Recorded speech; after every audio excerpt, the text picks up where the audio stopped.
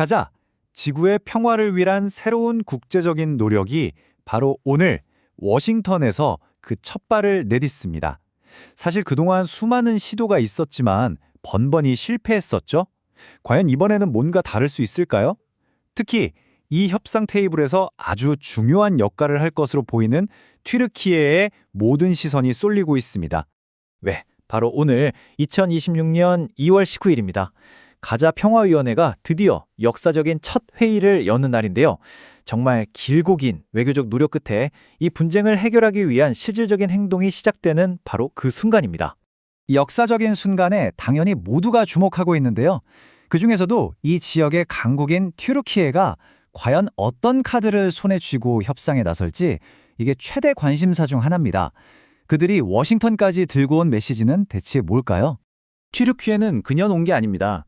아주 구체적인 전략을 가지고 왔어요. 이번 회의에 참석한 하칸 피단 외무장관이 가자 지구의 미래에 대한 5가지 명확한 메시지를 전달할 거라고 하는데요. 하나씩 한번 살펴보겠습니다. 자, 여기 화면을 한번 보시죠.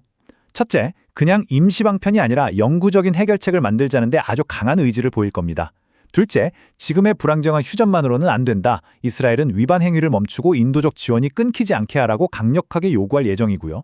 셋째, 이건 정말 적극적인 제안인데 튀르키예가 직접 가자 지구의 안보를 보장하는 국제 메커니즘에 참여할 준비가 되어 있다고 밝힐 겁니다. 넷째, 가자 지구 문제만이 아니라 서한 지구의 불법 정착촌이나 폭력 사태 문제도 해결해야 한다고 목소리를 낼 거고요. 마지막으로 이게 어쩌면 가장 중요할 텐데요. 바로 두 국가 해법.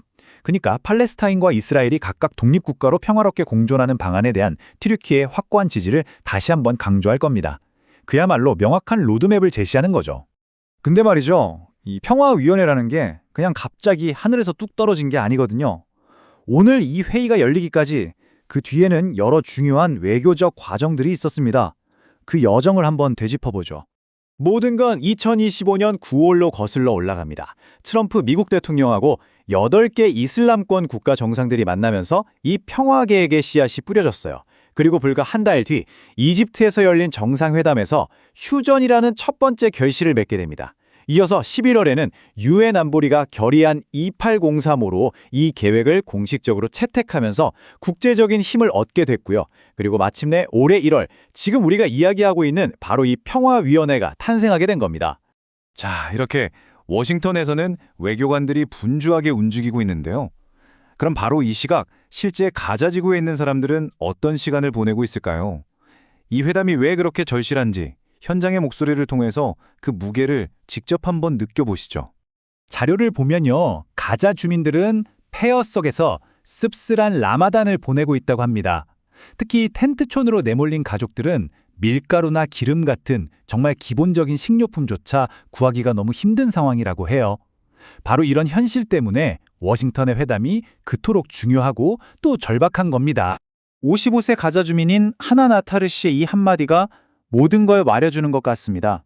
이런 날들도 지나가겠죠. 중요한 것은 다시는 전쟁을 겪지 않는 것입니다. 이 짧은 문장 안에 평화에 대한 깊고 간절한 염원이 그대로 담겨 있는 게 느껴지시죠? 자, 그럼 다시 워싱턴의 회의장으로 돌아와서요. 이 평화위원회가 과연 새로운 길을 열 수 있을지, 그 가능성은 어느 정도고 또 현실적인 과제는 무엇인지 한번 짚어보겠습니다. 일단 가장 긍정적인 신호는 국제사회의 폭넓은 지지입니다. 이 슬라이드에 보이는 숫자 25. 이게 바로 평화위원회 창립 헌장에 서명한 국가의 수입니다. 이 새로운 구상에 상당한 국제적 동력이 실려 있다는 걸 보여주는 거죠. 물론 장밋빛 전망만 있는 건 아닙니다. 이 자료는 비판적인 시각도 함께 전하는데요. 일부 국가들은 이 위원회가 기존의 유엔 시스템을 대체하거나 약화시킬 수 있다는 우려 때문에 참여를 좀 주저하고 있다고 해요. 이게 앞으로 풀어야 할 가장 큰 외교적인 숙제 중 하나가 될 겁니다. 결국 핵심 질문은 이것 하나로 모아집니다. 25개국의 지지라는 상당한 동력, 그리고 명확한 구조를 갖춘 이 새로운 위원회.